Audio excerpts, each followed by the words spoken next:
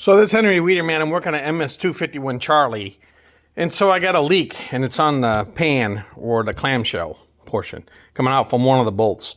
So I did a water test. I usually put it in the chassis, and I've got a 99% success rate. With this one here, I got an unusual leakage going on, and it's fast, and it's on the pan.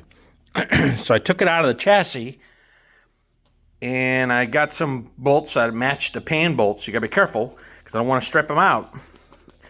And so I matched the pan bolts, took the pan bolts out, and did steel short bolts so I can tighten the pan on it. And as you see, I want to keep pressure on it, but it's leaking so fast.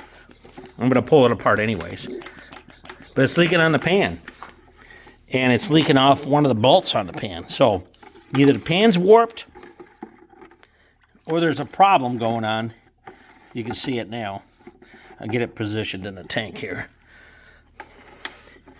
Making a mess. Shooting right out of one of the pan bolts. The pan itself along the other edges is fine. It's out one of the bolts right here. Now what I could do is I could put some Durco down in there, reseat that bolt, and then see what it does. So must either a particle or some of the Durco, the hardened Durco is on that area, or just didn't get enough RTV to seal it.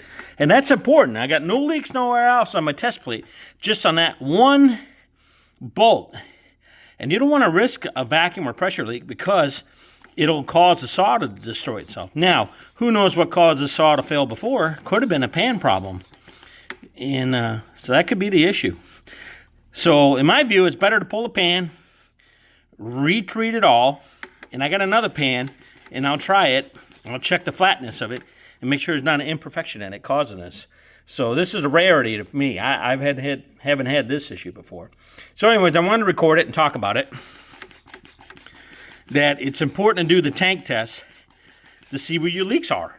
Because you want this airtight. You want this saw. And I've done probably this year 50-some saws. In fact, my big tree guy that is cut hundreds and hundreds of trees down, none of his saws have failed that I worked on. Not one of them. And he's excited. He's got two that got to come back for some simple tune-up cleaning and modifications and cleaning and fixing. But none of them failed cylinder-wise because of my work, and that's important to me. All right, there we are. There's the leak. All right, Henry Weeder man out. Everybody have a good Saturday.